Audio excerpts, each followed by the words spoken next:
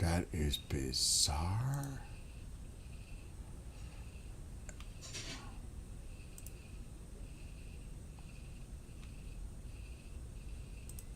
Okay, I'm live back on this one. They're out to get me.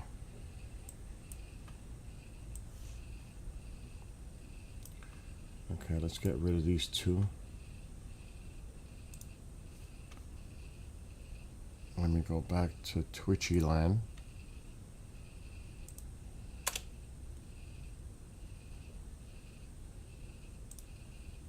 It's back.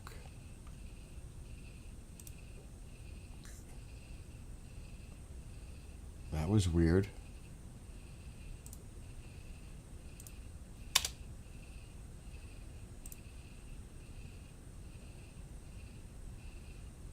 The Rumbler Nation is working. I could hear the rain. Okay, I'm back here, KJ. I'm back. I don't know if Connie's still here.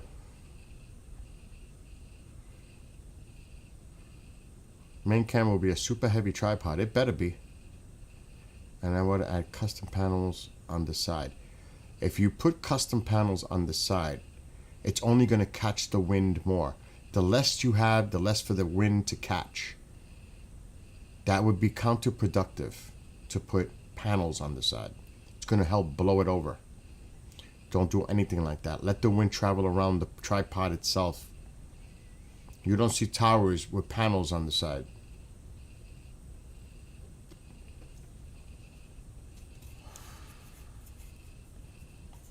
That's not a good idea.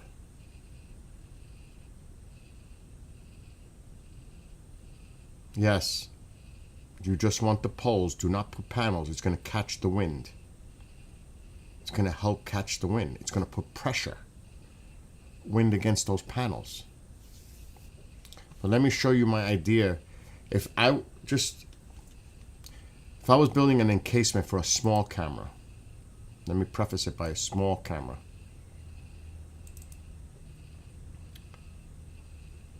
First of all,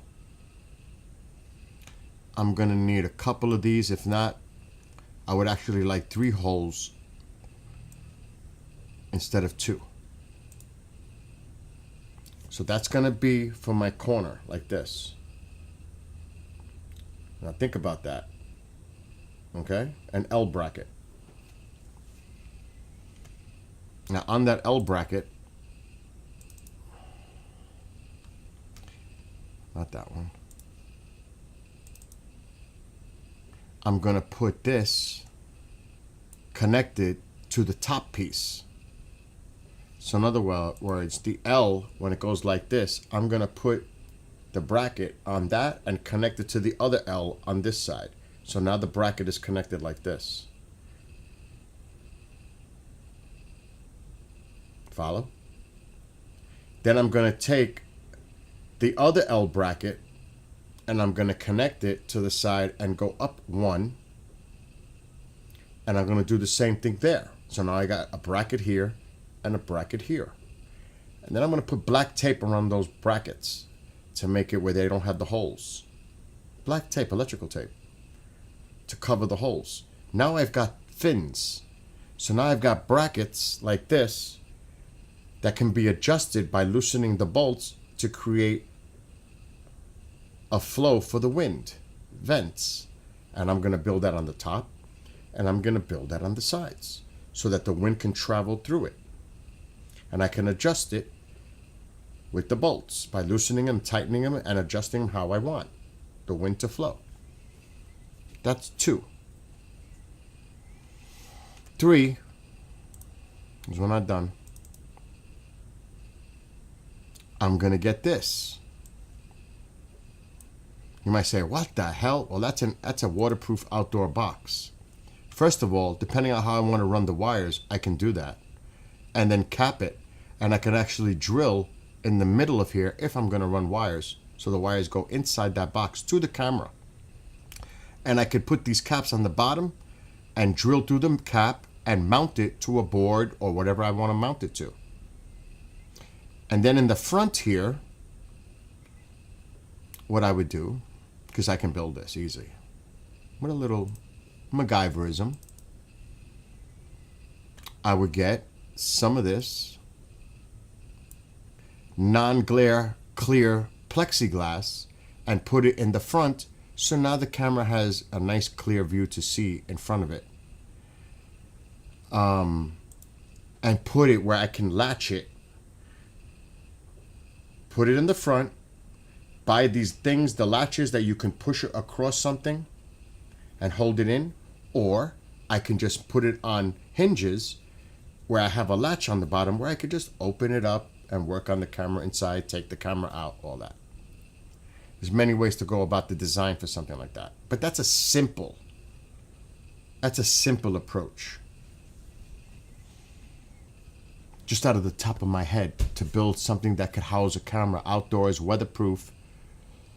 And I would have to bolt those brackets by drilling holes into that box and making it big enough where I could put bolts to hold the brackets that go on the top and the sides for the fins. That would be my design, and mount it to the bottom. And of course, those holes would be capped. That's waterproof. That's an outdoor waterproof box. Electrical box. It will work. It's waterproof. That is a perfect housing. A very quick make of something that you can make for holding and housing a camera. Very simple. Little work, but it wouldn't take much. You gotta have the right tools, blah, blah, blah. But it's just a quick concept. I can make that in... Gotta cut the plexiglass. You gotta be careful cutting plexiglass. You don't crack it.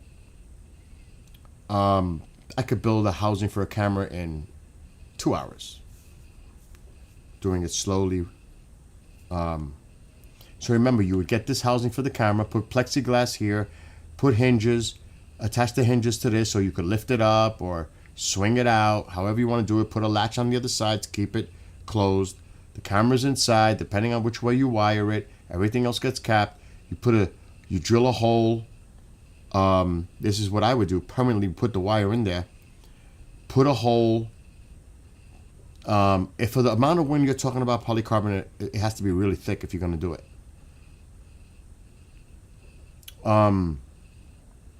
Drill a hole in these caps, run the wire through it, waterproof that, seal it where the wire is going through the hole on both sides.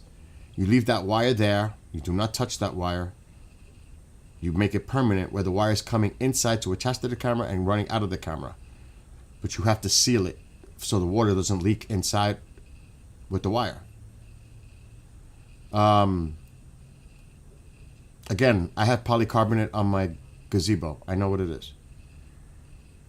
But again, a car is one thing. You're talking about a device, a small device. So this is what I would do. And then again, I would make my fins made with metal plates with the L bracket. I can bracket, I can attach more fins, wrap it in black tape where the big thing is, and now I have these vents for the wind to travel through. And I can adjust them with the bolts by loosening them, adjusting it how I want those fins to go. It's a really easy concept, but that's just me off the top of my head. Now, if I really wanted to build my real own thing, that's a different story. The main camera will be a phone. Well, you could definitely modify a phone mount. I would suggest you get a bicycle phone mount that's heavy duty to use to hold the phone inside whatever casing you're going to do.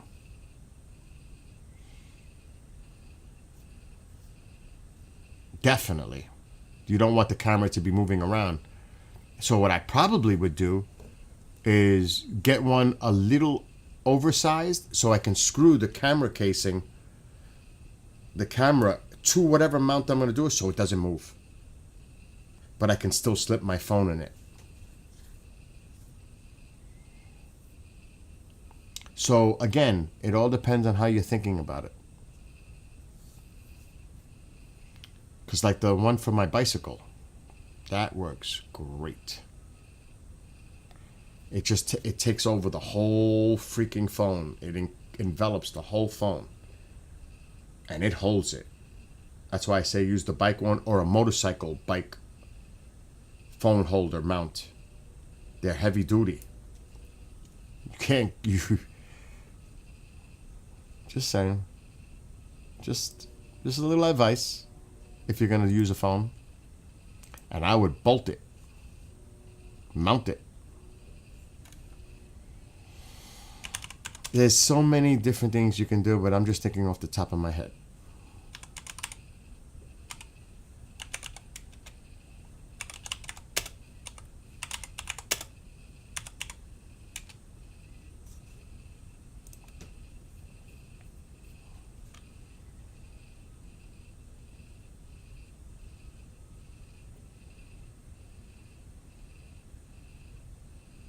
I mean, and I'm talking one that would hold it. I mean, there's so many ways to go about this.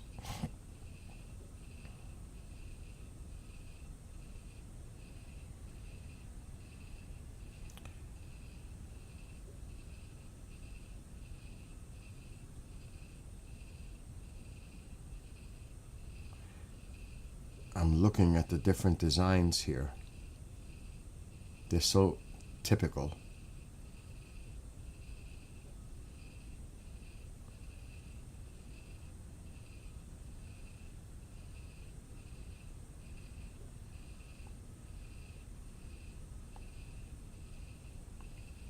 See, I would go to the extreme, as I'm not going to jeopardize things.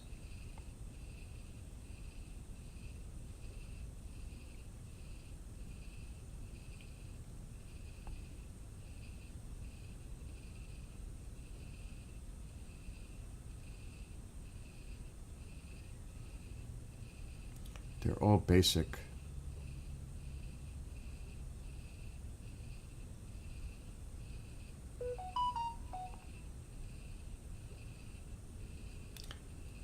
So I would have to get around that and probably, if you saw the rig on the back of my bike holding up the pole, you would understand how capable I'm building of something. Because nobody has what I have. Nobody. See, now like this one, even though I love the bracket on the bottom, I'm not crazy about, I found one that I'm looking for.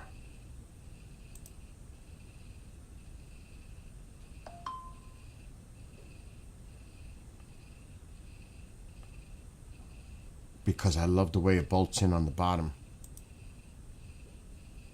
Because I would bolt that in. Because that's meant for a handlebar or something, which might make me cause to bracket in a pipe where I can use it to grab the phone holders. That wouldn't be hard. Take a pipe and get clamps and bracket the pipe down inside whatever you're going to use for the phone holder to hold on to. But that would be some construction involved. But if I was to do it right, that'd probably be the way I would go. And it would be a motorcycle one. And they're not that expensive. Something like this. But I would have to create a way for it to mount inside to hold the phone, regardless of angle.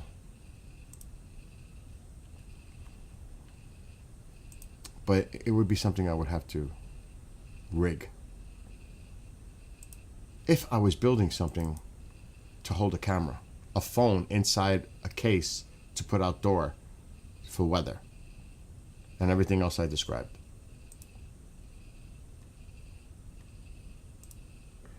It probably would be something like this that will hold that phone really sturdy. And because this holds on a handlebar or like a pipe type, I would probably take a pipe, put it into whatever I'm building, mount that pipe, clamp it down to the bottom so that could hold it. tighten that to the pipe, and then flip it sideways to do observations with a phone outside a plexiglass thing where I can open up with a latch, open it up with hinges, and then have a casing around it to protect it.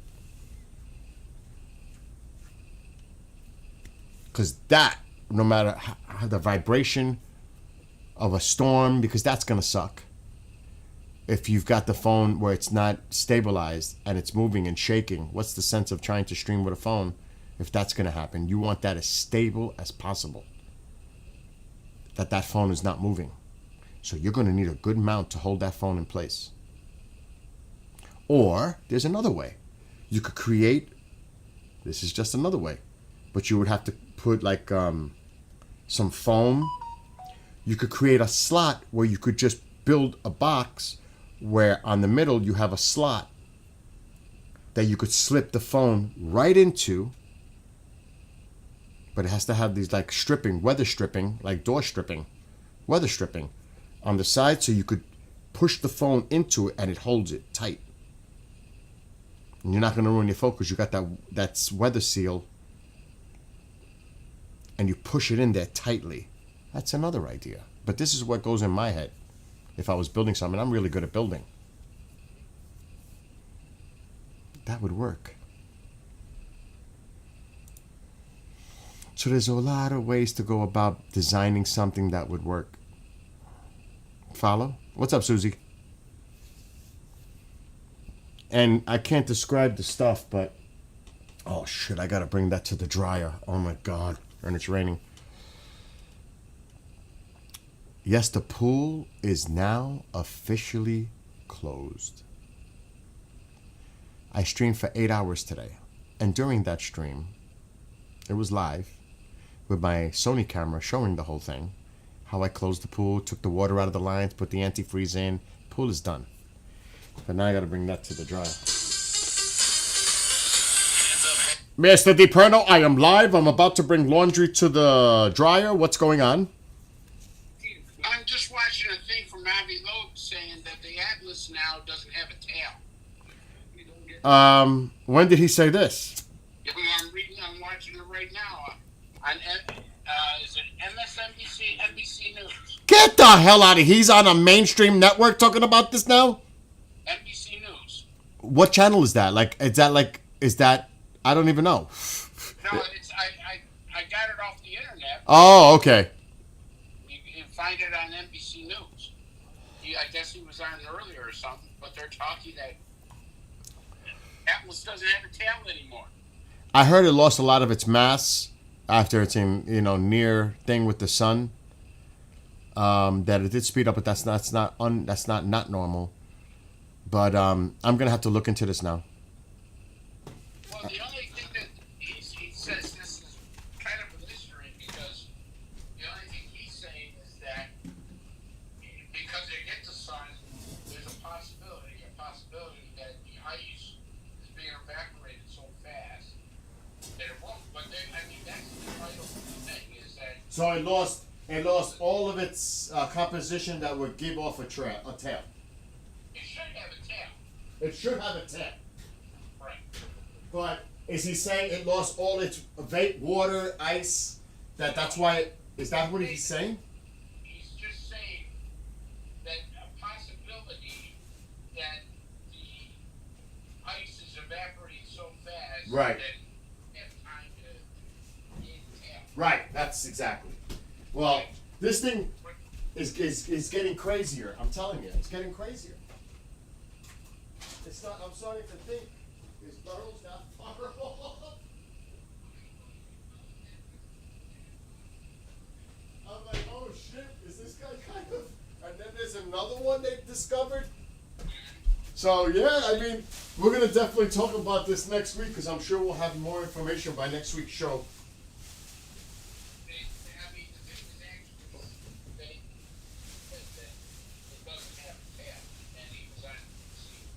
I can't believe. I gotta look for this video. All right, bro. Listen, have a great weekend. I'll hit you up. Hit me up Sunday. All right. Later. Bye. That's a new one.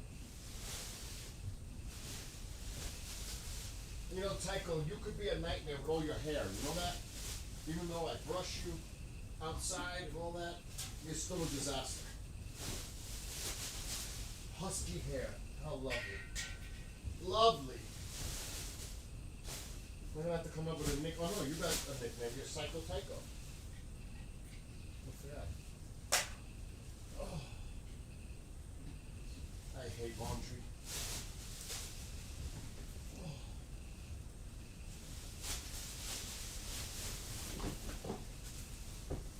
Oh. Not in the mood. Not in the mood for laundry at 9 o'clock at night. And the bad thing is my dryer, the 220 is in the garage. So I got to go outside to bring the laundry to the garage. Is it raining? It's raining. It is raining.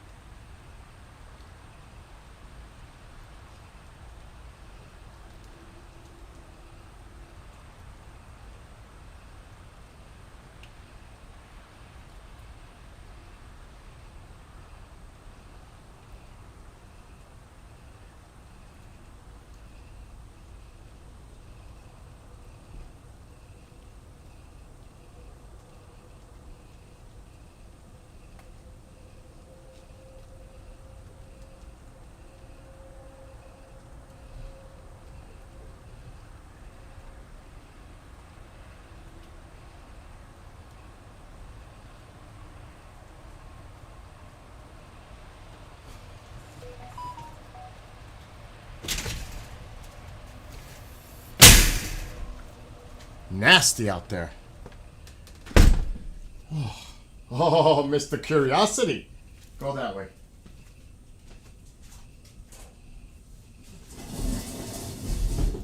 I hit my elbow on a freaking crate.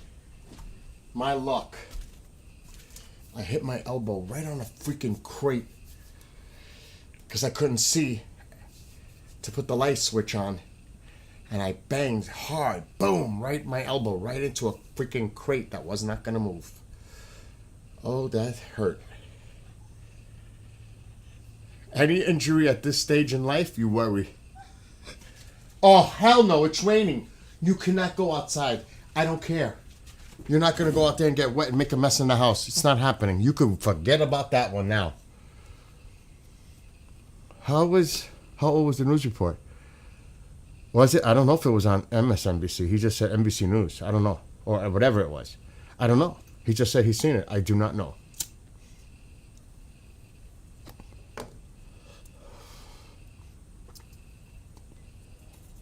That's a good question. I don't know if I want hot chocolate, coffee, or tea.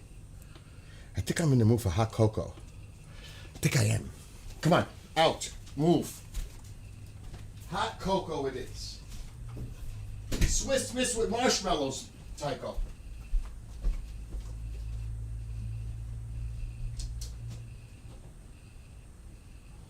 hope my milk is still good. Should be.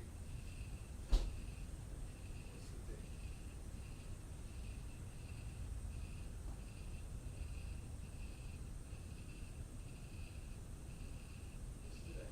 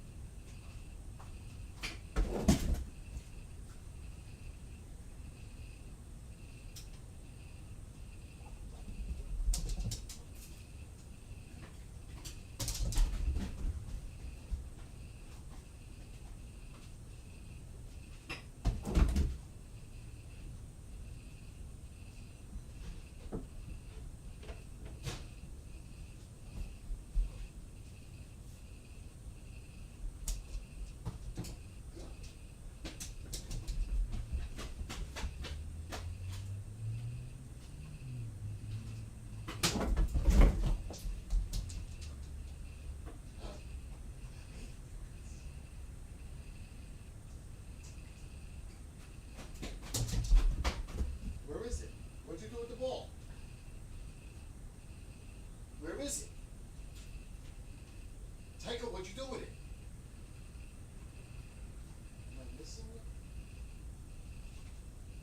Where did you drop the ball? Tycho, I'm not seeing the ball. Where is it? Where's the ball? Tycho, I'm not seeing the ball.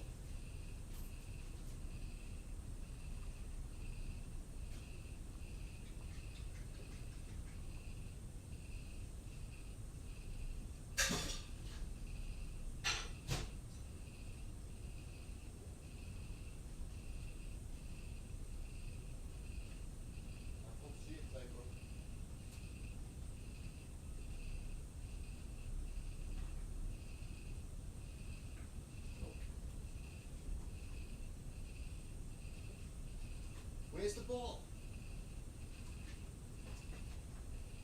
I don't see it. Oh well, I'm not going crazy, Tycho. I'm telling you that right now. I know you want to play. I am not finding the ball. You dropped it. I don't know where you dropped it.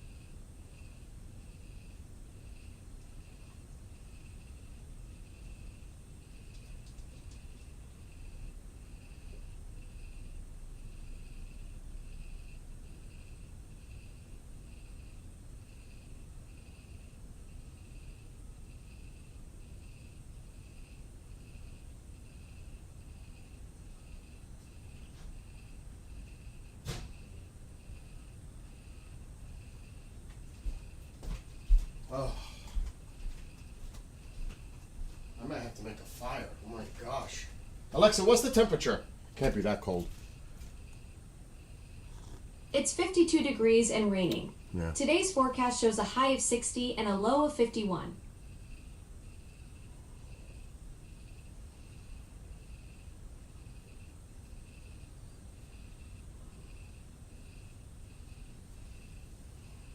Okay. Let me try this again. Oh, my elbow.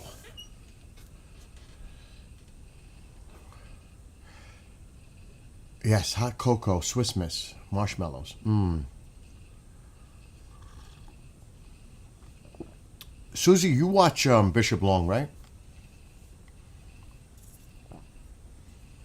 Oh. I can't remember if you do.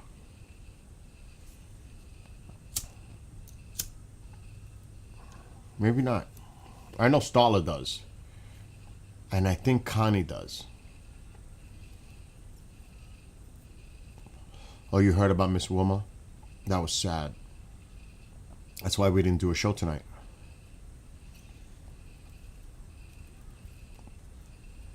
That was horrible. He told me today. That's why there was no live show.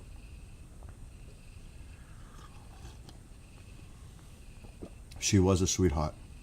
She was a character. She was a hoot. She really was. So, may she rest in peace. Yes, exactly. Saturday shows with her. It's Paranormal Saturday.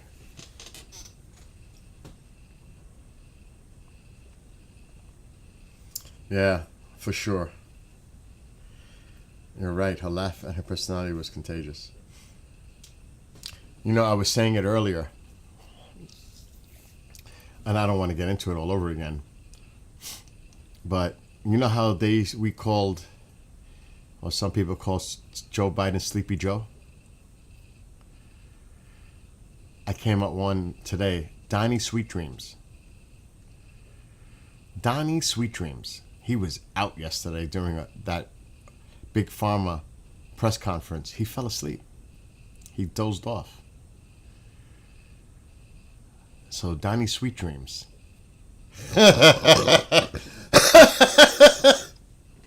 Forget about Sleepy Joe. We got Donnie Sweet Dreams. Oh my gosh.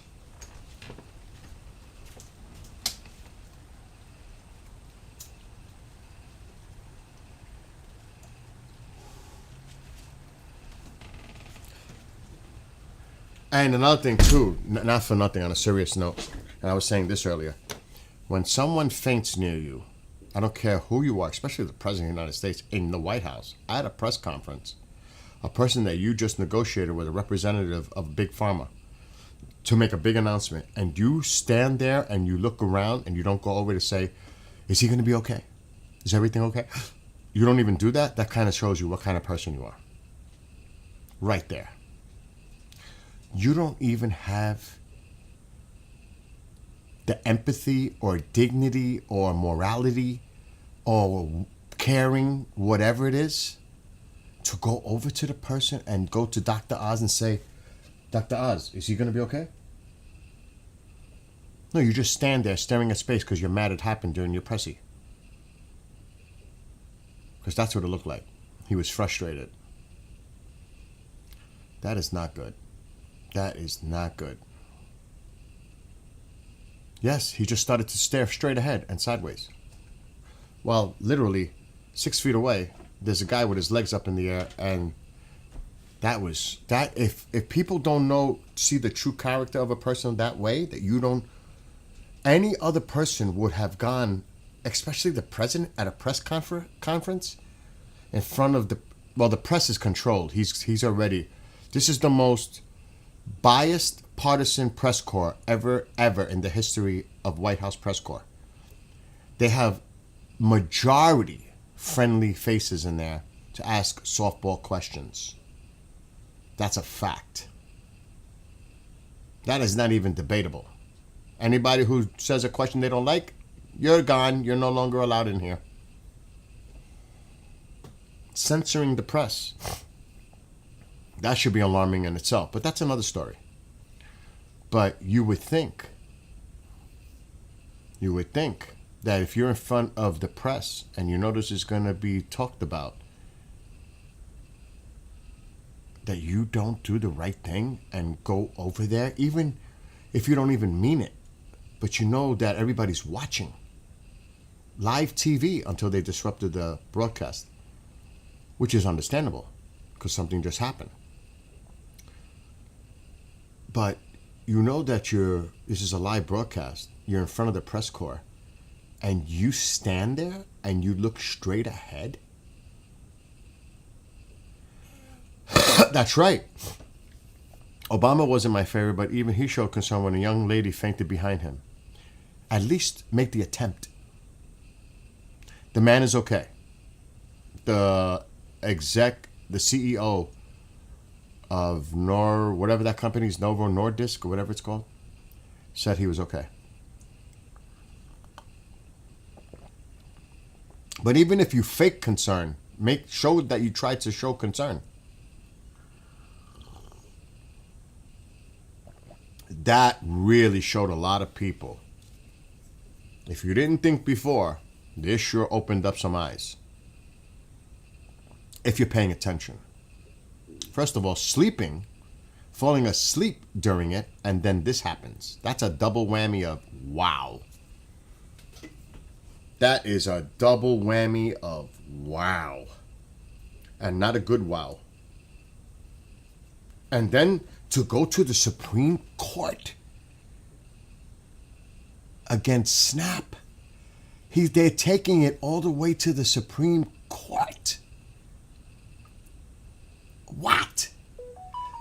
It's bad enough you appealed and the appeals court said, you got to do it. And now you want to take it to the Supreme Court over Snap.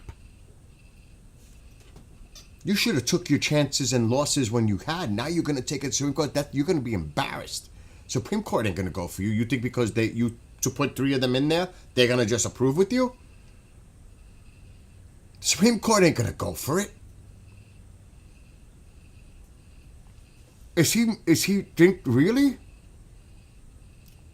No, they didn't. I didn't see what was wrong with him.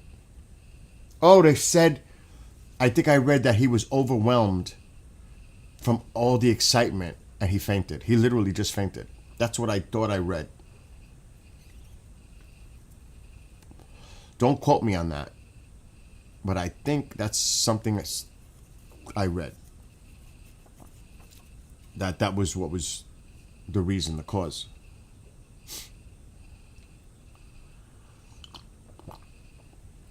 So, thank gosh the guy's okay.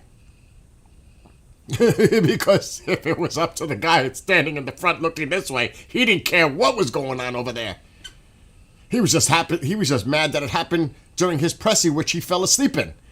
So Donnie Sweet Dreams, first of all, like I said, nodded off during his presser. Nodded off. He tried to fight it.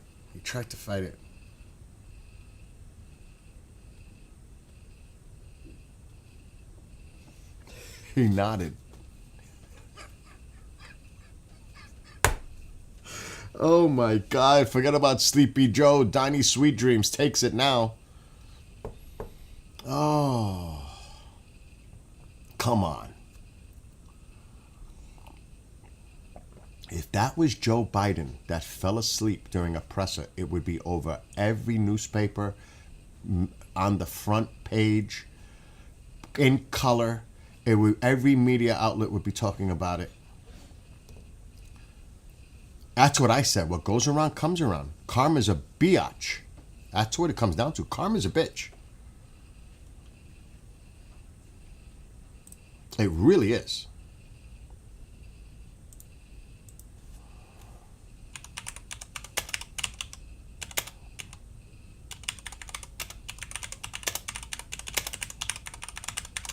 I gotta see if that, During a recent press conference, President Donald Trump appeared to doze off while Dr. Mehmet Oz was discussing plans to reduce weight loss drug costs.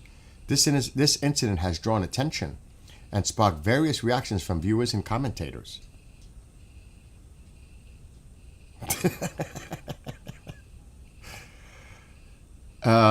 And then there are people that are just being downright malicious, and I won't repeat what people are stupid to say.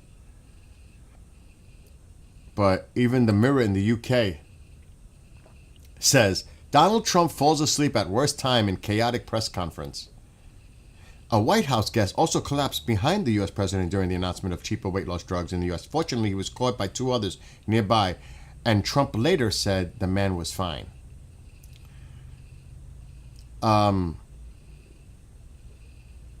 And it says here, a White House guest also, this is what it's saying. So viewers watching a chaotic news conference, this was yesterday, believed they spotted Donald Trump resting his eyes at the worst time. They're calling it resting his eyes. A White House guest also collapsed behind the U.S. president during an announcement of cheaper weight loss drugs in the U.S. Fortunately, he was caught. I read that. But it was Trump himself who stole the show, as viewers believed he looked like he was snoozing. Just as a government official, Dr. Mehmet Oz, said people can sleep again. He fell asleep when Dr. Oz said people can sleep again. Oh my God. One viewer wrote, is he practicing sleeping and breathing? This is hilarious, another said. He looks like he's out cold. And this is what I just said. Could you imagine what Republicans would say if Joe had a press conference and did this? Oh my gosh. It's true. And there's a picture. Oh, he's out. He is out cold. Out cold. Oops.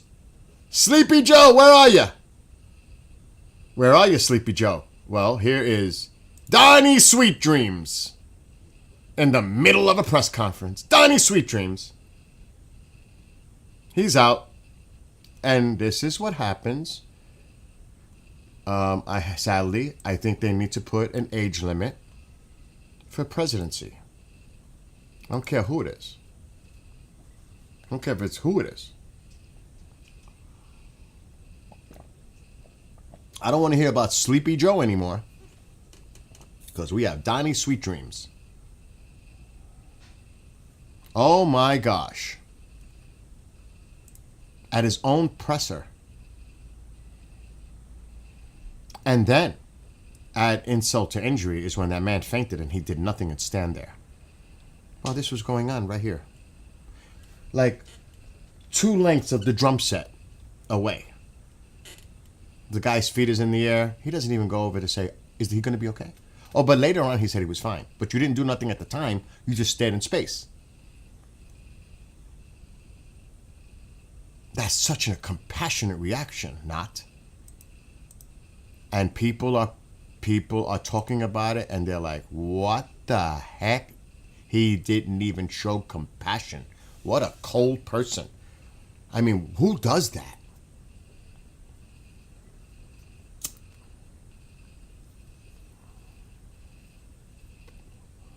I know if it was me, I don't care who it is.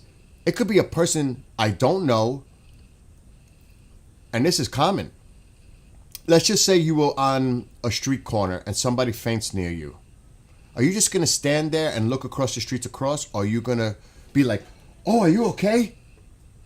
What's the normal reaction a person would have to see if they're okay? Right?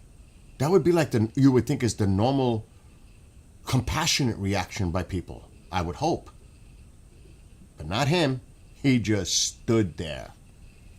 Like, while all this is going on, he's like pissed.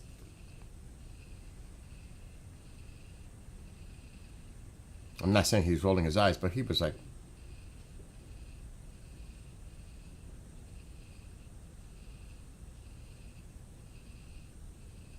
and this is going on. He doesn't even go over there to say, is he going to be okay?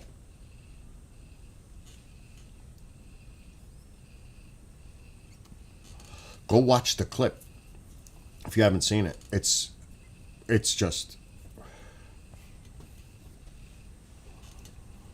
it is not good. Bad look.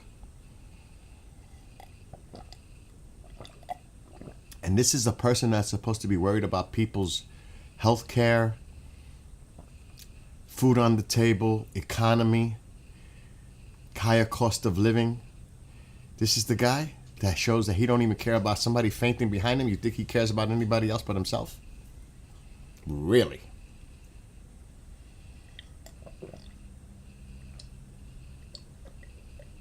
I think that's pretty much evidence of what kind of person he really is.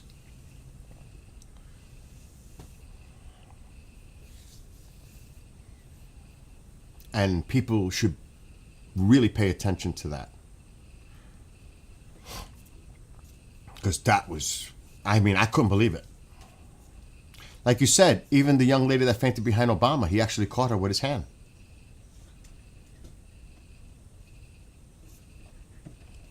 He actually showed concern, real concern, not fake concern, but real concern. And this is a guy at your presser talking about reducing the prices for these weight loss medications. The two big pharmas. And he's an exec representing the company. That he's there to make this deal with you and you don't even care? It's one thing to not to know the person at all. And even then it's inexcusable. But this is a person that was there at the White House as your guest to negotiate this. This was supposed to be a big deal. It turned into a disaster. On two fronts, he falls asleep and he stands there while a person is in distress, medical distress, and doesn't even offer to say, is he going to be okay? That would have been caught on the mic. That could have actually showed the American people that he cares. But it was the opposite. It shows he's heartless. Because he showed no compassion at a moment like that. That is definitely not what most people would do. I think most people would have gone over there just to say, is he going to be okay? You know Dr. Oz, he's part of your administration. Dr. Oz, is he going to be okay? Thank you. And then tell the people there, we have the right thing to do as a responsible person and address the press corps that's right in front of him. Because they stopped the stream. They stopped the live coverage. He seems to have had a medical incident, however he wants to phrase it. But Dr. Oz informs me that he's going to be okay. That would be the right thing to do, right? Not just stand there in space and look around and say nothing. They're taking it to the Supreme Court now, Susie. They're taking it to the Supreme Court to prevent paying for SNAP. they've taken it to the next level. The appeals court today said you got to do it. After that judge, I don't know where it was, Massachusetts, Rhode Island, somewhere, said you have to do it. Then it went to he appealed it. The appeals court said, nope, you got to do it. Now they're taking it to the Supreme Court. Because he thinks that his 6'3" buddies there are going to vote in favor of him to block it. They're not. The Supreme Court might be conservative, but they're not stupid.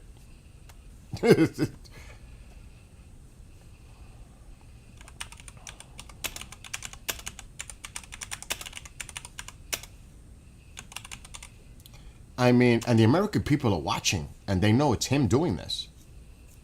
The Trump administration has asked the Supreme Court to block a lower court's order requiring the full funding of SNAP benefits for November, following a federal appeals court decision to deny their request to lift that order.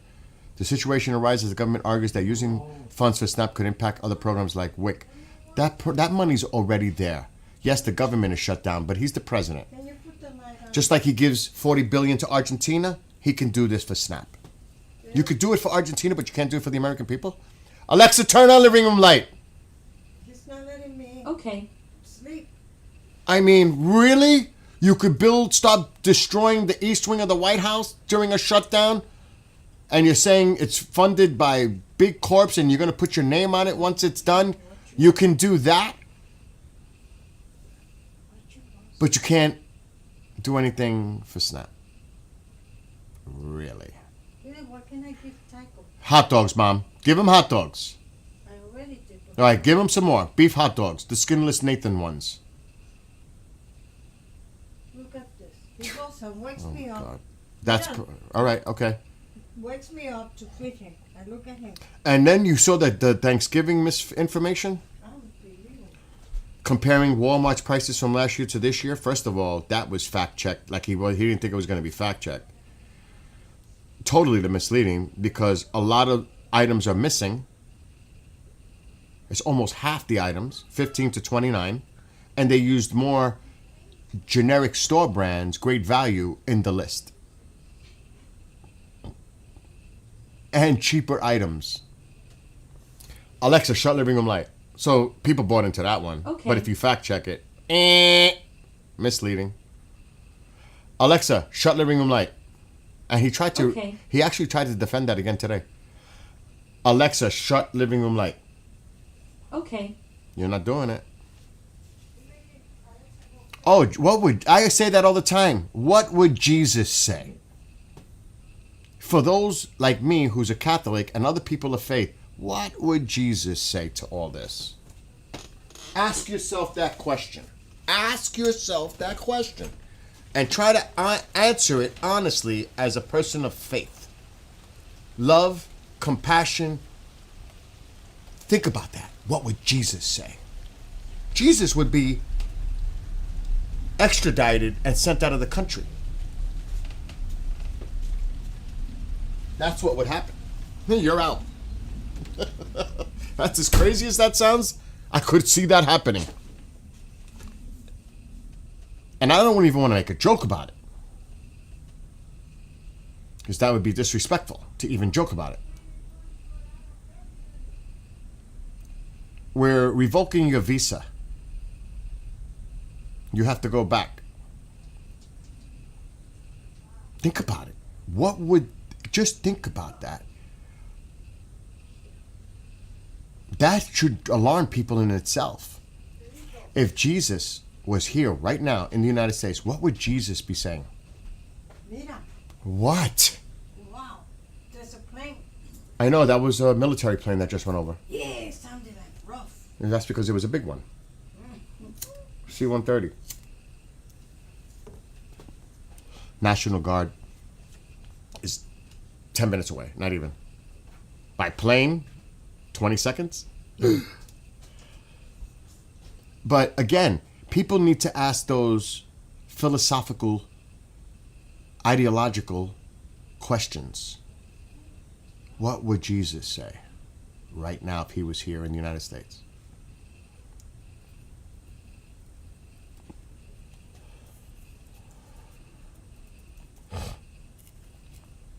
Especially for the poor people?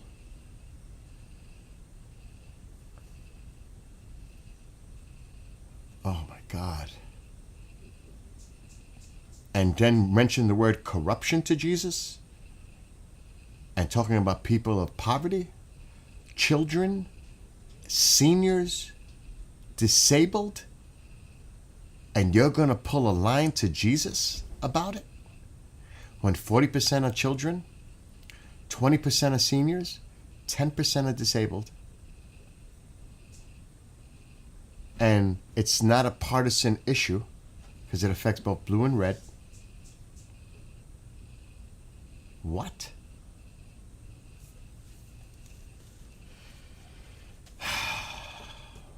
People need to ask that question and answer it honestly. Really deep, look really deep down inside below that political, I would call it, it's obsession, because it's like, it really is, because it gets to the point where you can't talk to somebody that disagrees with you because it turns into the most ugliest thing quick.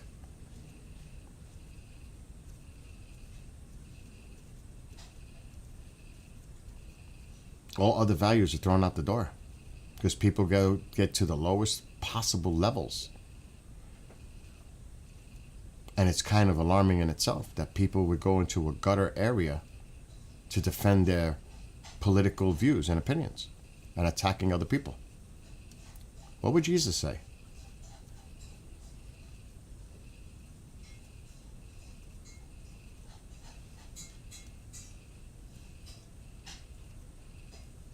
You know? So that's the thing that people need to think about.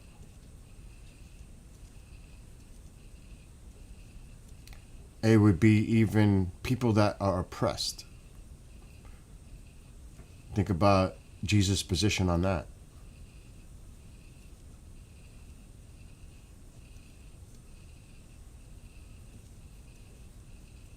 Think about it. Oh my gosh. So when you look at it that way, and you have to understand, if you read the Bible and know what Jesus symbolizes, you can't spin this. You cannot spin it to try to defend it and flip it another way. It is what it is.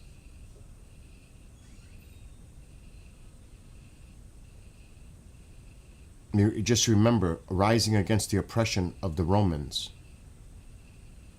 Even people within the religion who were envious and jealous of Jesus' influence amongst the people.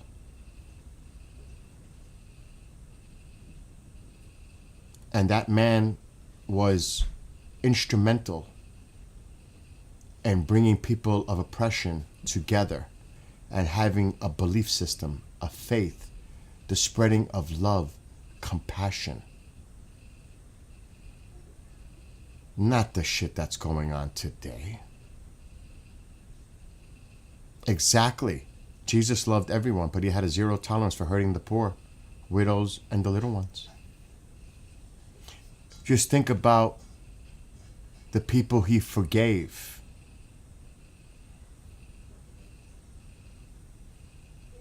Of their sins.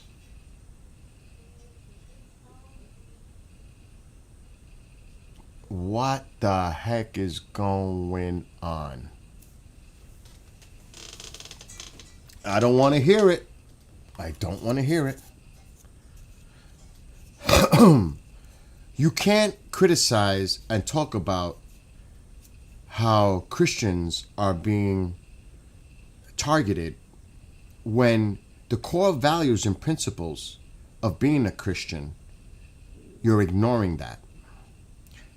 You can't have it both ways.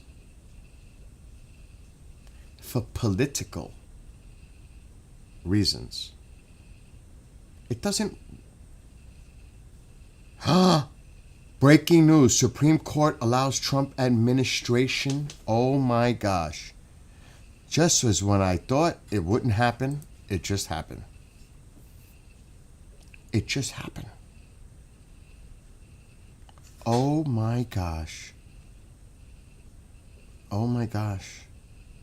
I gotta read this. Breaking news.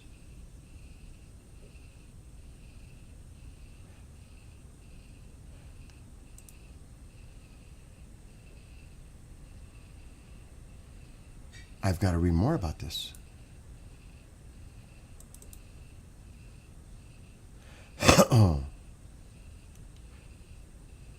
This is just breaking right now. Supreme Court. Oh my God, stop it. Allows Trump administration to temporarily withhold some SNAP payments for November. This is breaking right now. The Supreme Court on Friday at least temporarily allowed the Trump administration to withhold about $4 billion in payments for the SNAP food benefits program that a federal judge had ordered. The court, via an order issued by Justice Ketanji G. Brown Jackson, provisionally blocked. Wow, she issued it. An order issued by the judge that required the payments to be made by Friday night. There might be a catch here. The administration had said that because of the government shutdown, there's only enough money to pay partial benefits this month. It apparently agreed to pay about $5 billion, but objected to paying another $4 billion from a separate program, arguing that McConnell had no authority to force it to. Early on Friday, the Agriculture Department indicated it would make full payments, according to a memo obtained by NBC News. Patrick Penn, the Deputy Undersecretary of the Food, Nutrition, and Consumer Services, informed states that USDA will complete the necessary processes to fully fund SNAP benefits for the time being. The Trump administration unsuccessfully asked the Boston-based First U.S. Circuit Court of Appeals to immediately block McConnell's order while the court considered the case in more detail. The administration then turned to the Supreme Court. In her order, Jackson, a liberal, said a temporary stay was required so that the appeals court could consider the government's application in full. Jackson is the justice assigned responsibility for appeals from Boston-based appeals court, so it's on her. That court had said in an earlier order that it intends to act as quickly as possible. So that's what it is. Supreme Court Justice Brown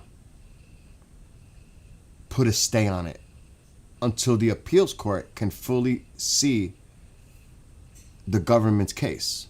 That's what it's saying here. How's that for a little wow? I guess she's really a person that stands for the law regardless of politics. She's doing what a justice should be doing.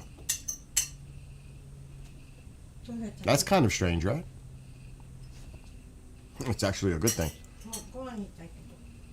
This is what it says. In her order, Jackson said a temporary stay was required so that the appeals court can consider the government's application in full.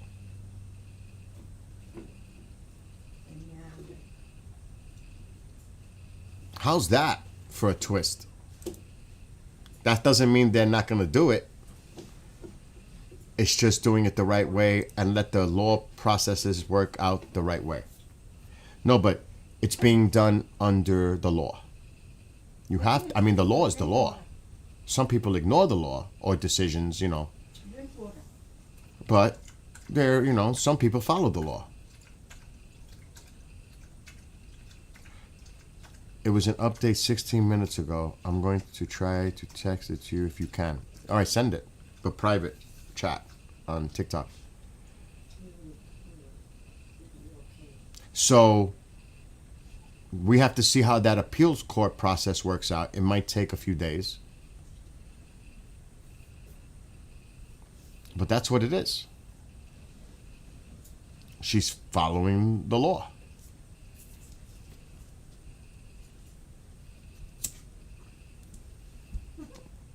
And she's the one assigned to anything that's done in the Boston Appeals Court. So it's on her.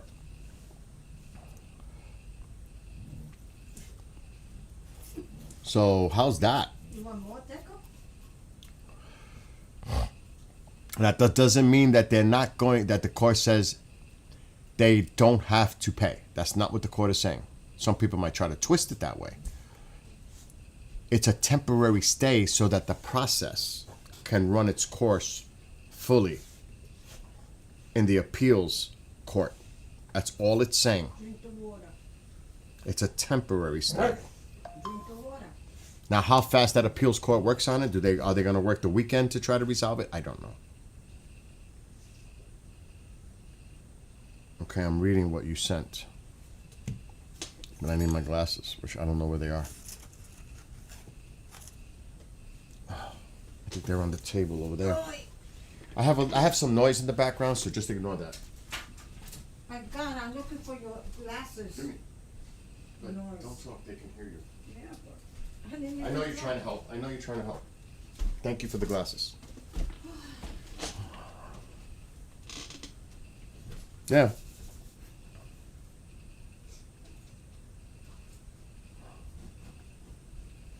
Yeah, but again, the details, it's always the devil's in the details. That is, it's the right thing to do, actually, by law. You have to have things done, due diligence, do it properly. That's all it is. It's a temporary stay. I know that. Why would anybody want to take it to the Supreme Court? You would have to ask this administration. It's not a good look. Because like I said earlier today, it affects both red and blue. It affects everyone in this country. I put up information earlier on how many red states, they outnumber the blue states, top 10, that depend on SNAP benefits for their people. It's more red. Same goes with Medicaid. Same goes with federal assistance to the state by the federal government, money. It's all red. One state sticks out, blue, New Mexico. They rank like number 1 in all areas. It's like really bad in New Mexico. Really bad. But otherwise, it's mostly red. On foods, what do they call it? SNAP, Medicaid, and federal aid. Top are mostly red states. Fact. So don't say it's a political thing, because there are people wondering the same thing across the country. You took it to the Supreme Court. You could be a Republican, a Democrat, an independent, whatever you are, non-affiliated, and still have the same response. What? Because it's affecting so many people across party lines. This is a stupid, stupid move. It's not a good look. And I don't know if it's Stephen, if it's him, Miller. You remember when they used to say that Biden had people around him controlling everything? Who do you think is the real president behind the scenes, controlling everything? Who's the person that's really calling the shots? It's Stephen Miller. This is his agenda. This is his policies. He's the one that's setting all of this up. Just watch him on TV, I guess. I'm sure he's talking a lot of stuff. Think about it. So who's really the handler in this situation? They used to talk about Biden. Who Biden? What about this one? And who's his handler? Really, it's one person. It's Stephen Miller.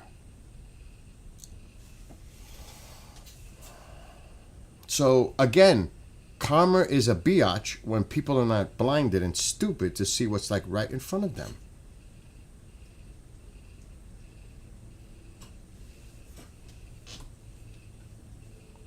Did you see the numbers? How many young people came out to vote? How many men voted Tuesday? How many Hispanics, minority, women, young and old? I was like, oh my gosh, this is a clean sweep across the board of every demographic that said, hell no, we're not happy. This wasn't like some bump in the road.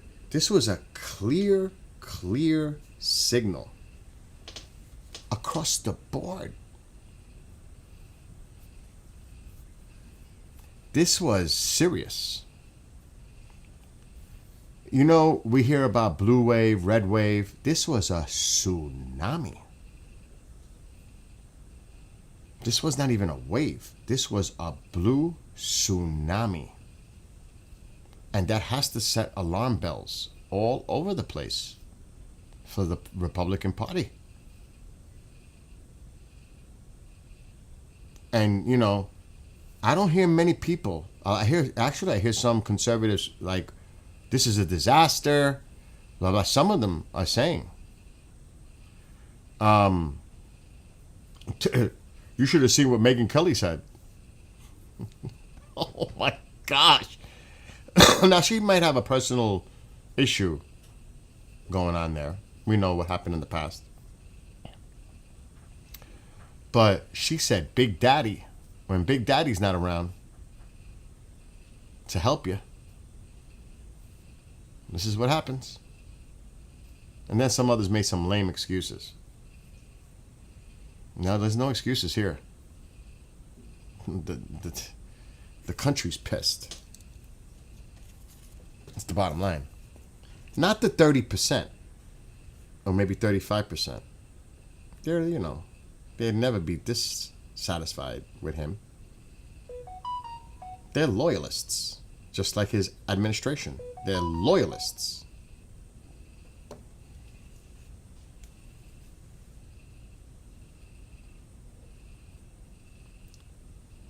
Wow, the Rangers won. Whoopee. Oh my God. Wow. Well, look at this one, though. Speaking of her, Megyn Kelly doesn't think Muslims should hold office in America. I was just talking about her. Ain't this something? I was just talking about it. All right, Susie.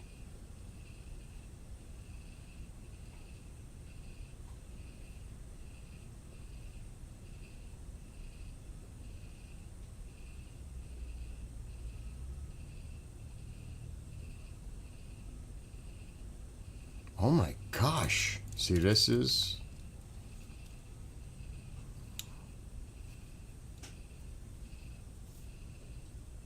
We're not even going to talk about the Fuentes Carlson thing. Oh my gosh.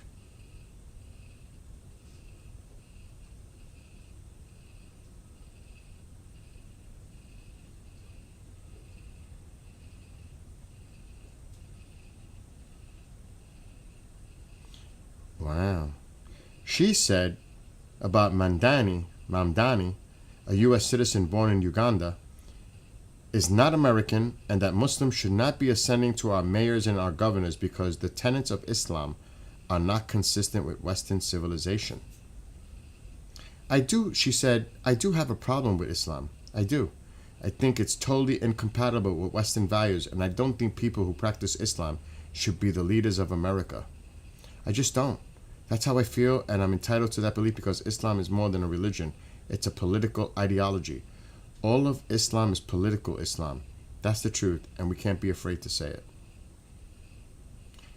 And then she added that about the counter-argument that America is a nation of immigrants. She said, yeah, like immigrants like my grandfather from Italy, and then my grandfather on the other side from Ireland, who desperately wanted to assimilate, but they didn't. You have some guy with an Irish brogue eating a lot of meat and potatoes and drinking a lot. That was the most significant downside to the Irish not potentially assimilating. It's a very different story when you're talking about immigrants from Uganda who are Muslim at a minimum and potentially radicalized Muslims. Muslim at a minimum. Just think about the things that come out of these people's mouths.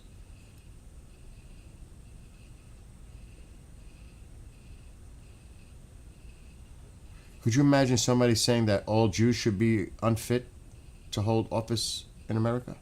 Or trying to say that about anybody else?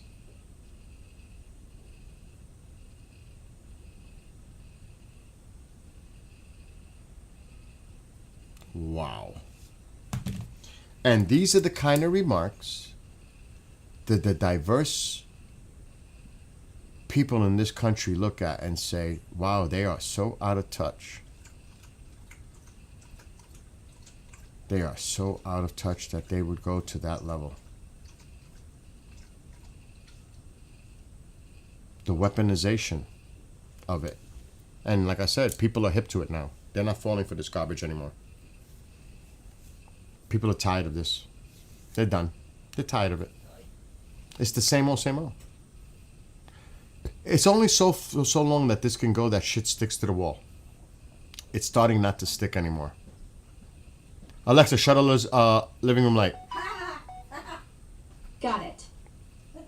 It can only go so far before it gets old, stale, it's insignificant, and starts to lose its grasp and grip on things. It's just a matter of time now. It's eroding.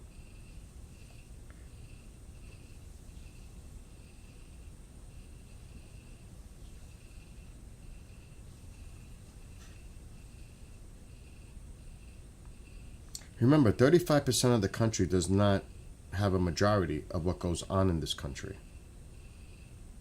That's still a minority by the numbers, right?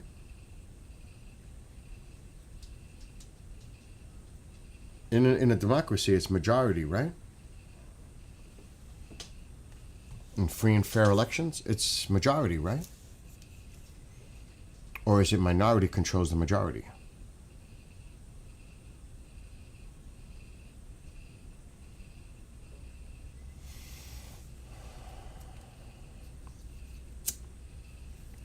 So you got to take a lot of things into perspective. Yeah, but Susie, as I have even wrote the song, that's why I wrote it, to try to, how would I say this? Motivate, inspire the Generation Z. That's why I wrote that song, The Power of Z. Because it is in their power. They are the future. When these middle-aged folks like me and the older ones are no longer here, they're going to be the ones. And you can see how they came out to vote, 18 to 40, and how they voted. It's like 60-something% Democrat. That's the younger generation up to 40. They're the future, and they're not liking it.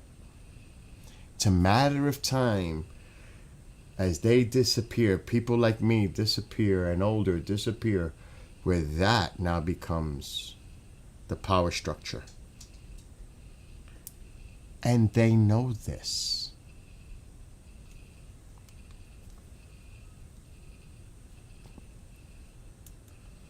They don't. Like I always say, you can't think short term.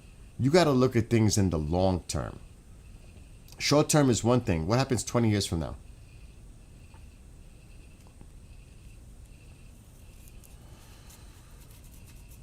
The Power of Z? I'll play in a second. Did I finish my chocolate? Wow.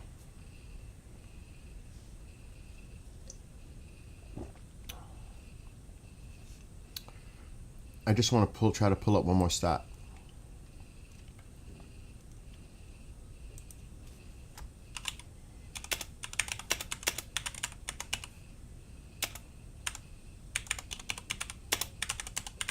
Because, you know, the numbers come out. Forget about in New York City. He had mostly the young people voting for him. That's a whole different. It was the highest in like 40 years in New York City, or 50 years that they came out to vote. Maybe even more than that.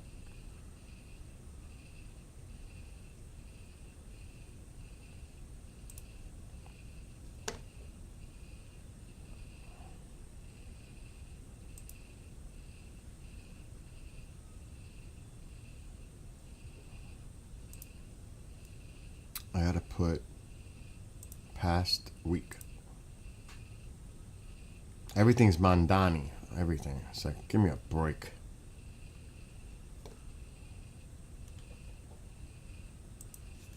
Because they did come out for him.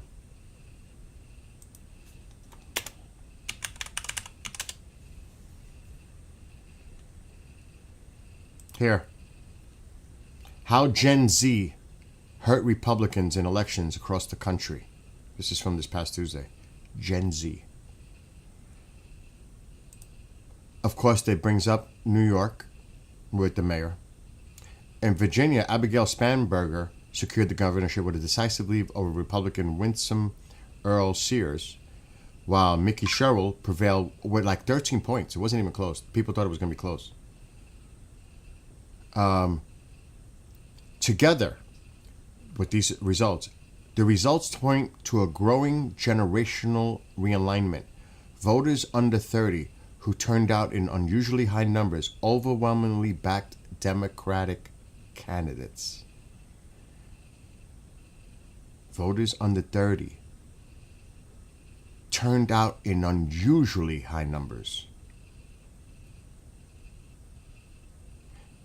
Exit polls show that 70% of 18 to 29-year-olds voted for Spanberger.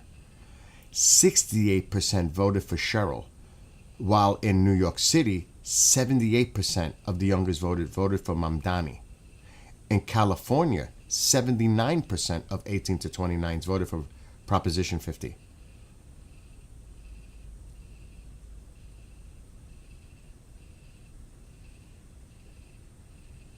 And if you look back at the election last year, voters 18 to 29 only backed Kamala Harris by 51 to 47 over Trump, so the numbers are much closer. It's not even close in any race that happened on Tuesday. They won in the 70s. She had 51%, Harris. They got 70, 69, 68%. It's not even close. And that's just young voters. Gen Z.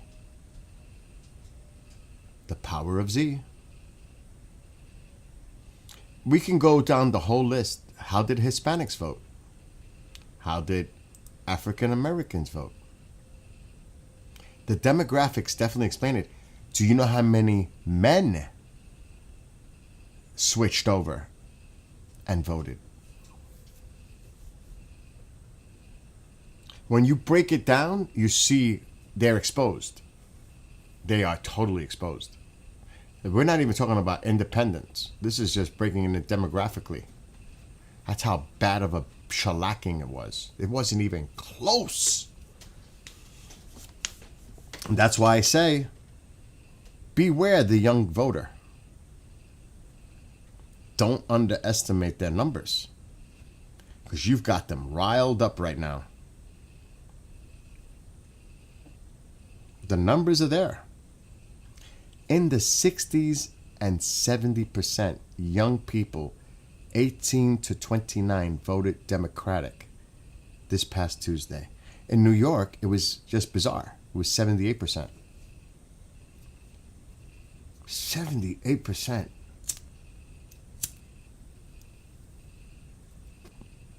Wow. Kamala only had 51. And that's with young people. She did not make that connection with the younger generation.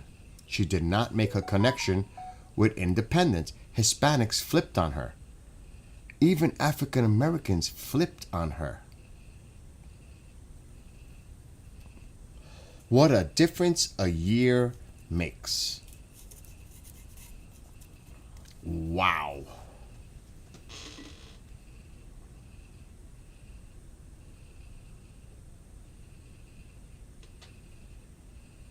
A low chance of aurora.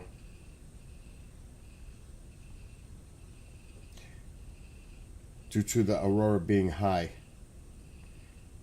But the KP index is 6. The chance is 1%, but due to high activity, keep an eye on the sky. Tap to change location. Okay. So that's why the aurora is not a big deal tonight. Yeah, I'll play the song I wrote. And it's funny because I wrote this song a while back.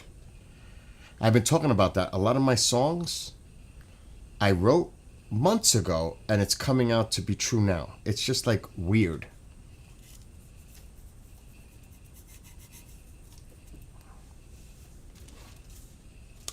Now, like somebody said, it's common sense.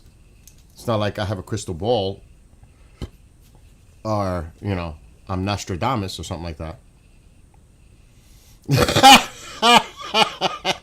And you say in chat, perhaps it was a prophecy and you didn't realize that.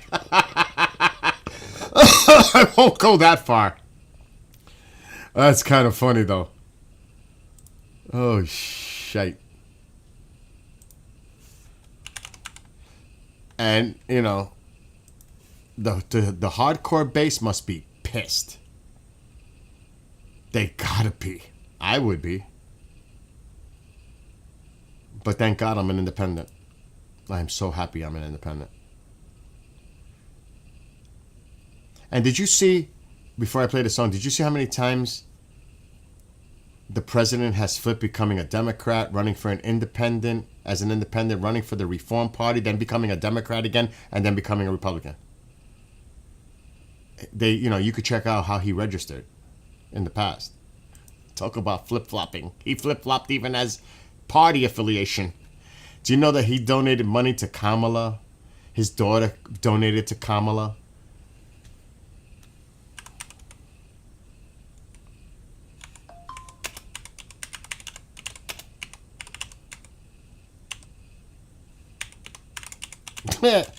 He even flip-flopped on what party he belonged to.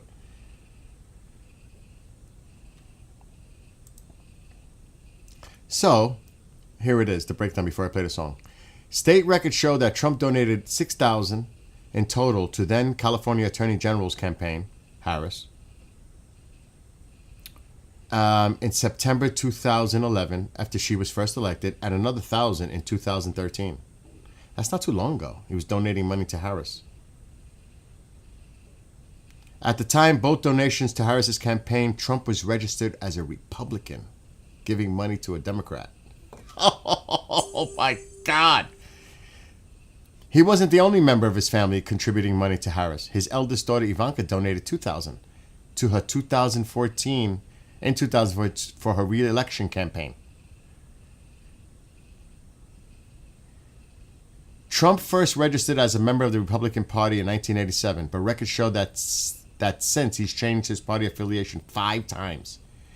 Before that, he was a Democrat before he changed to a Republican in 87. In 1999, he joined the Independence Party of New York. Not long after, he declared himself a potential candidate for the Reform Party's presidential nomination for 2000 election. The Independence Party of New York was at that time the state affiliate of the National Reform Party. But after 4 months, Trump withdrew from the race. Then in 2001, Trump became a Democrat and remained one for 8 years. In a 2004 interview with CNN, he said that, quote, in many cases, he identified more as a Democrat than Republican. And this is what he said. It just seems that the economy does better under the Democrats than the Republicans. It shouldn't be that way, but if you go back, it just seems that the economy does better under the Democrats. Certainly, we've had very good economies under Democrats as well as Republicans, but we've had some pretty bad disaster under the Republicans. From his mouth. He flipped parties so many times.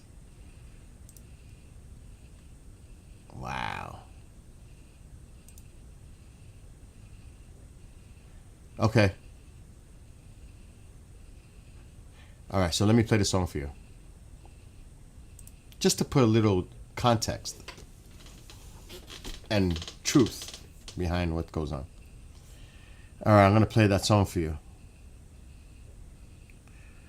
And it's funny because I wrote this a while back. And they came out and showed themselves on Tuesday.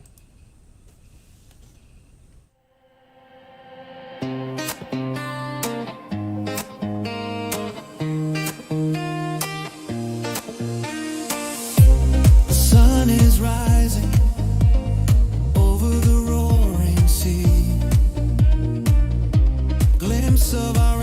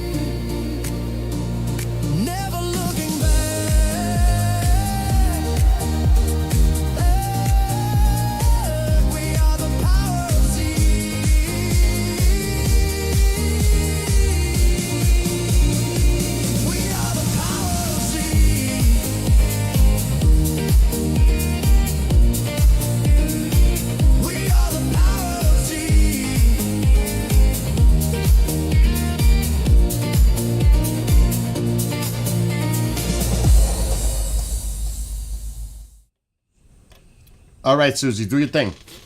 You'll be right back. But there you go. I wrote that months ago. And look what happened on Tuesday. The Power of Z sure came out in overwhelming numbers. 18 to 29. Big time. In the 60s. In some cases, 70s. For Democrats. That's alarming. That is alarming. It's not about the noise, Amol. It's about the message. Pay attention.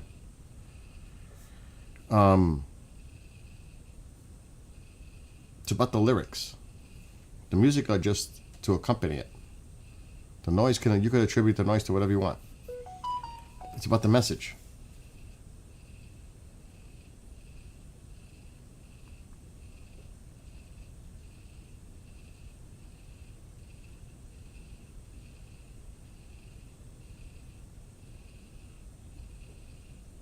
Oh, that's cool.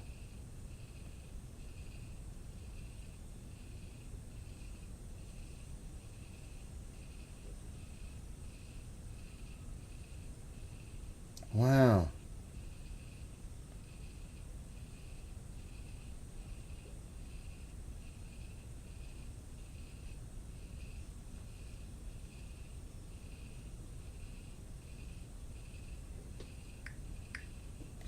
His mother's coming in from the UK. No show next Thursday. That's awesome for him.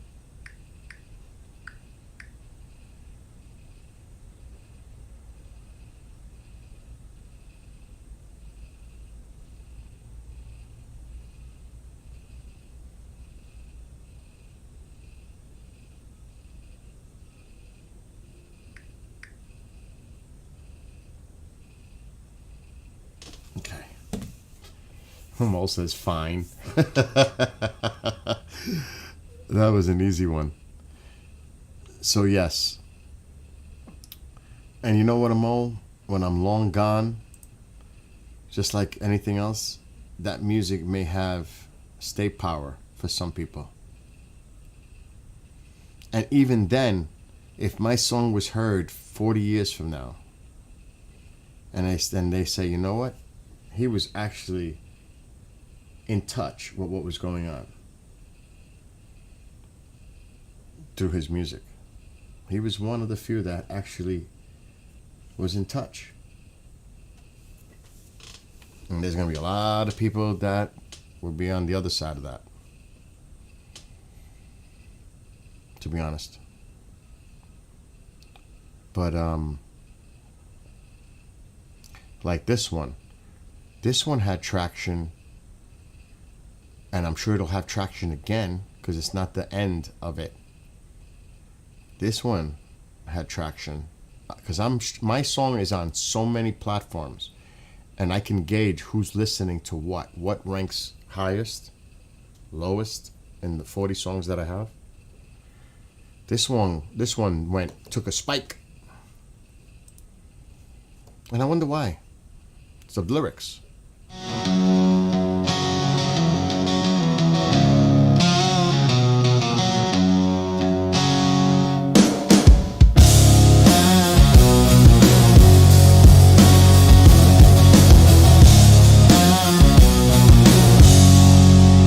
Freedom of speech, the right to protest, opposing vitriol, democracy stressed, labor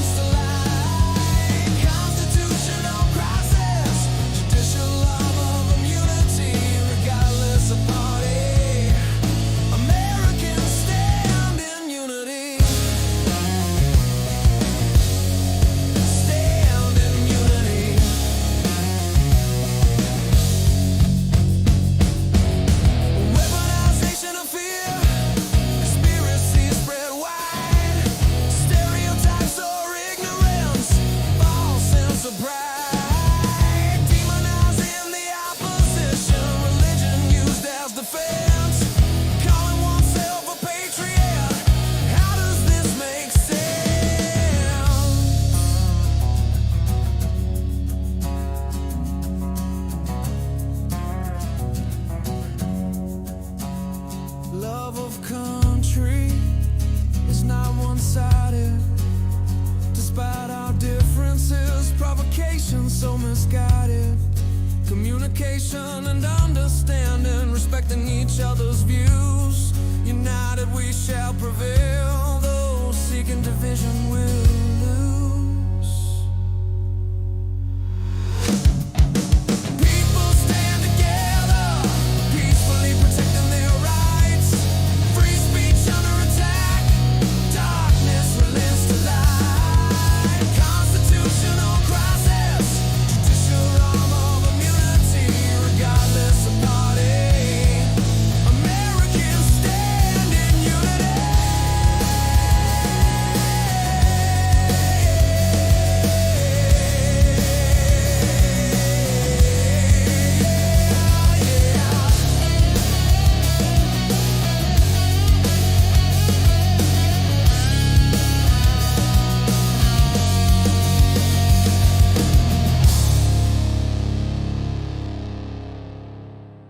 So that song is actually trending high on the list of all my songs. That one. That's one of them. Yeah, I got about an hour and a half of nap. About an hour and a half. I did take a power nap. And I didn't have no shows, so because someone sadly became unalived. And when I got the news this afternoon, I was like, oh my God. So the bishop decided not to do the show. I'm sure he's doing night prayer though, because that would be appropriate for what happened. And I don't know if he is.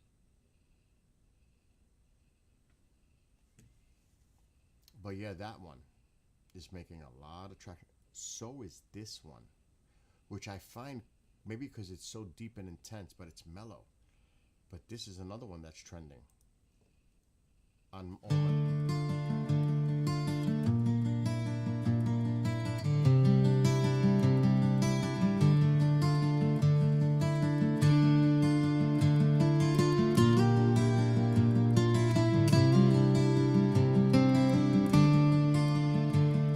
Soaring above the land, grasping an olive branch, cries heard below, lowering to take a glance. Shadows of dark souls, evil intent within, flying away in despair, lamented visions of sin.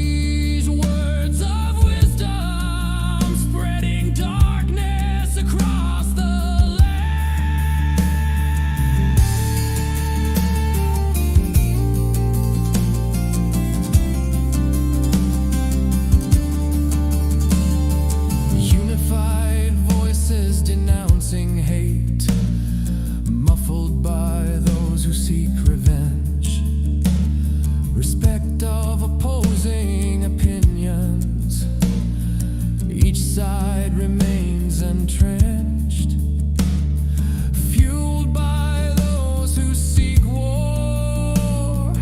Ominous clouds in the sky, void of leadership. All flees as it cries. Light turns to darkness, sleepless in the night, watching from perch above, saddened by its side, releasing the olive branch, symbol of peace and love. Tears fall like rain.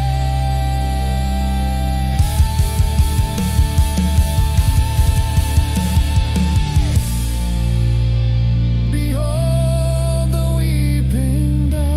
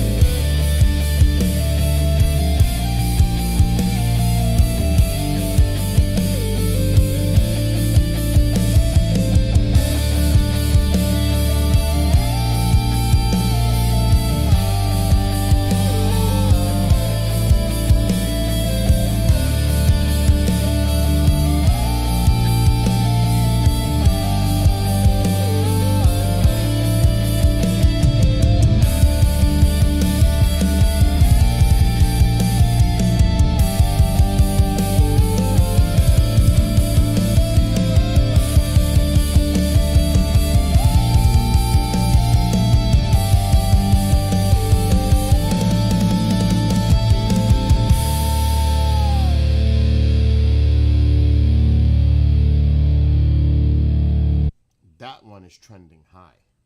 I guess it's the lyrics. It has to be the lyrics, I hope. But that's a deep one I wrote. Just like boundaries. Boundaries I wrote months ago because people need to respect boundaries.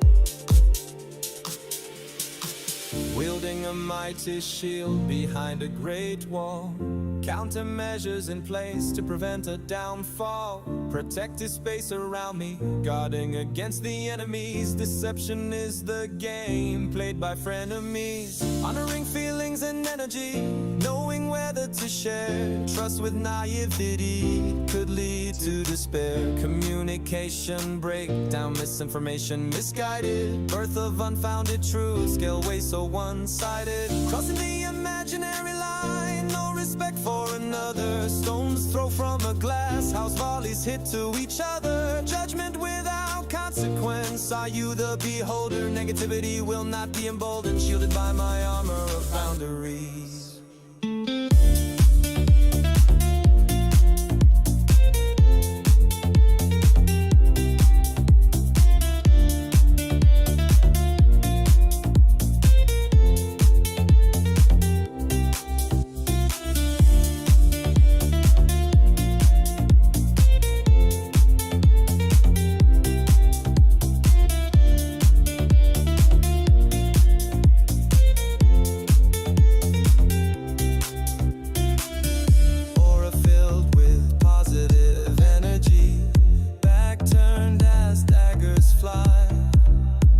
Repelling the negative vibration, misery and sadism set aside. Do they look in the mirror? Are they pleased with themselves? No empathy for those who seek hate.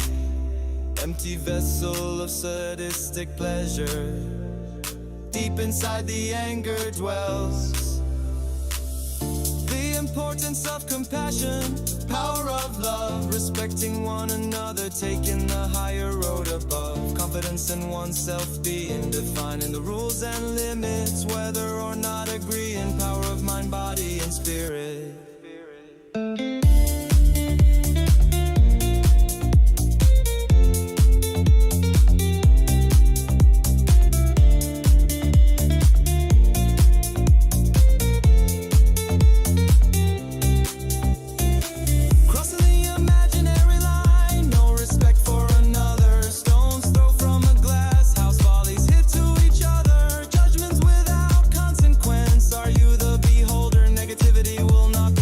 Shielded by my armor of boundaries. Boundaries. Yes. My gosh, I have quite a few.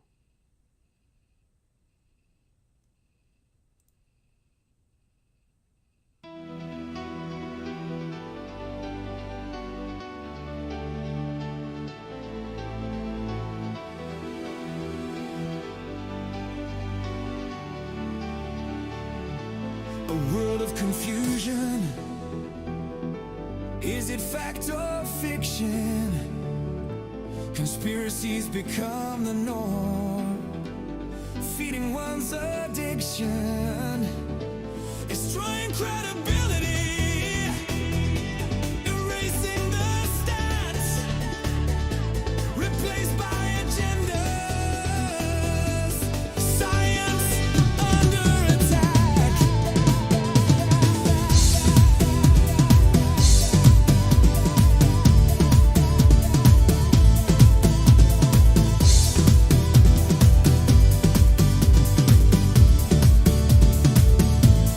Moving in reverse.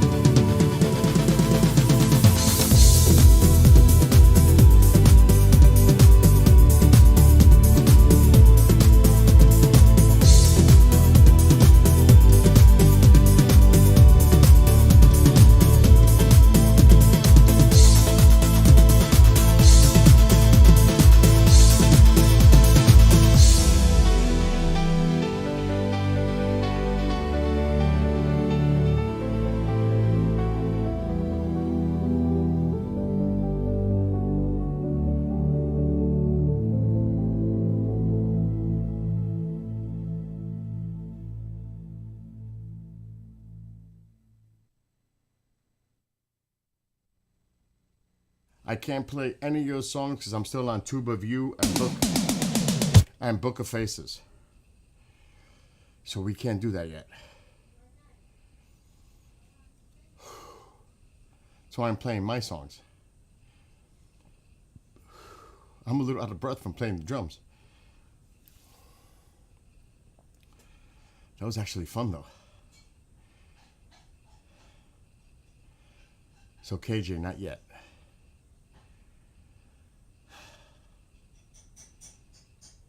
That was actually fun. I was feeling it for a minute. You know what I should do? A stream only on TikTok? The stream for freedom. What?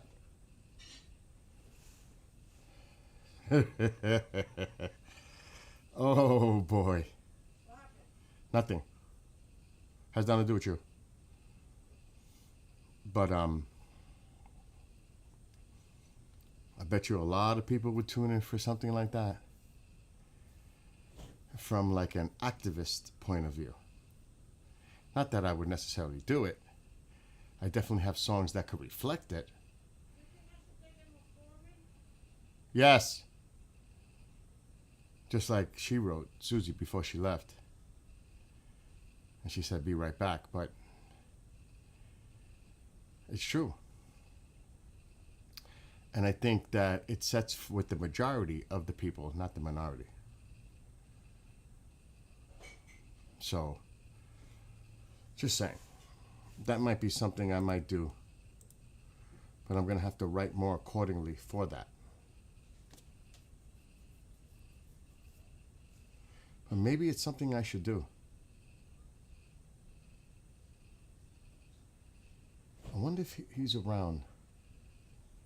Nah, it's still too early in Ukraine. I definitely don't want to bother him this early. It's 7 hours ahead, I believe. It might be more, I don't know, because we put our clocks back. I don't know. But I'm not going to, I wouldn't even attempt it right now because it's still, no matter what, it's early in Ukraine.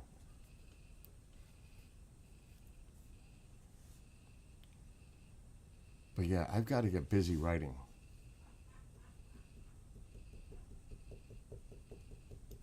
Definitely. We actually might get off the other platforms. So I have that freedom of playing different types of music. But I definitely, KJ, I don't want to hear anything like with a lot of foul language. Okay. Billy, What? let me tell you something. Is this psycho human or what? He is not stupid. Oh my God. That dog is ridiculous. I can believe it. I mean, really. He held me by the refrigerator. He goes over there. He looks at me, stares at me. Stares at me like this. Then he knows that I'm doing the hot dog, so he comes in and he's here. Are you hungry, Chiquito? Mm. Is Chiquito hungry? Oh shit, I got clothes in the dryer, but I'll give it a little bit more time. Let me tell you something. This dog is the most beautiful thing. God bless this dog. He's super smart. Oh my God, God bless him. Is he eating? No, he's sitting down. Nani Kavaku. Where I have the plate. He's sitting right across. Nani Kavak. So we're hoping that he's blue eyes, you know? I want you to hear one that I actually tried for over a year, and then I got one that I don't know how to explain it to you. Well, you know what? Susie, what do you think about this idea? Because I have a few songs that represent unity, not division. Trying to bring people together instead of dividing. You know, trying to, like I said, bringing people together. Regardless of difference of opinions, all that. Doesn't matter. There's nothing wrong with that. I don't understand how we can all have different opinions as long as we respect each other and understand that though I don't disagree, that doesn't mean I should hate them. You know? Because irresponsible leaders say to do so and deem them as the enemy or evil within or enemy within or whatever it is.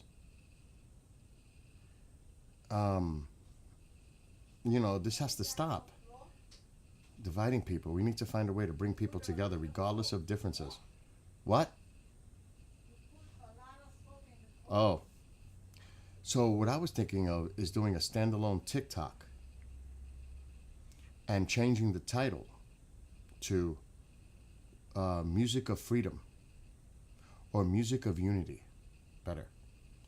Music of Unity.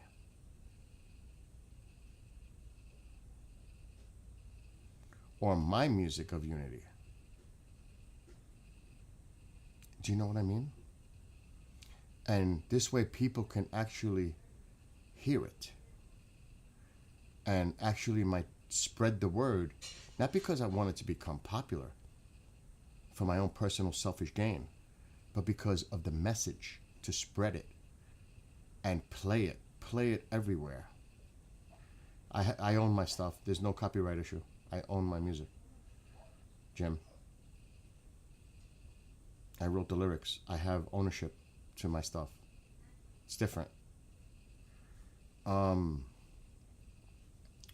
So, and it's not AI lyrics, it's my lyrics. Completely. So, do you know what I mean? Now, doing it at inactivity.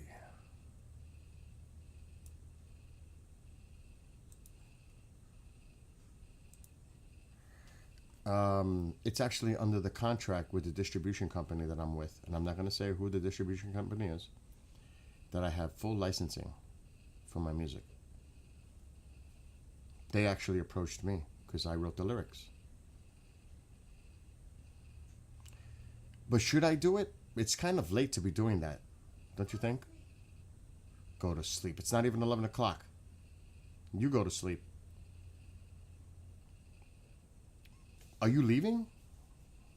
I'm not ending the live. I may be ending the live for everyone else, but we're going to restart on TikTok alone and Twitchy Land. I'm not going to do it to Rumble because Rumble it leans a certain way.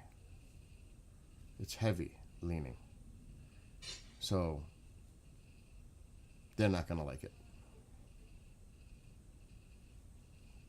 That's just fact. So maybe we'll just do Twitchy and TikTok. And we could hear, oh no, we can't do the holiday. Actually, the Holiday of Light is a song that has the message of unity and bringing people together despite differences of religion, or even if you're not a believer. It's about the spirit of Christmas, bringing people together, communities together, spreading the word of peace, love, joy, compassion. Aw, you have a newborn puppy? Aw, that's adorable. That's adorable. How many? Or that you just got a puppy? Or do you have a litter? I used to have that in the past. So what we're going to do in a few minutes is we're going to restart the stream. And we're going to start a new TikTok feed. And it's going to be My Music for Unity. Because I have a few. And a celebration of positiveness. And almost like a party-like atmosphere of bringing people together. Not the nonsense that goes on all around us. And the back and forth nonsense. The other one's the bad. I am so freaking tired of it. It's just drives me into the point of insanity already. And it's like children in a playground. And we will do song requests, but remember, we're not having anything with vulgar language. We're not going to do anything that's going to be out of message. It has to be a song that ties to bringing people together. I don't want to hear gangster rap. I don't want to hear anything like that because I'm not going to go for that. That's not part of this plan here. The plan is a song of bringing people together, or a song of love, a song of compassion, a song of unity, of bringing people together, even if it's a dance song like Love Train. Even something like that. People around the world join hands, bringing people together. So I am not doing anything that's vulgar, explicit, gangsta, denouncing women, promoting the use of substances, or anything like that. I will not go there. This isn't about flashing money, shiny cars, materialistic, women as objects, or language, or the use of guns, or anything like that. Not gonna happen.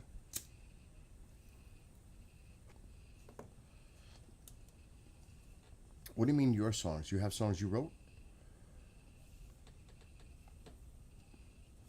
Again, once I'm off Tube of You and Book of Face, we can play regular music.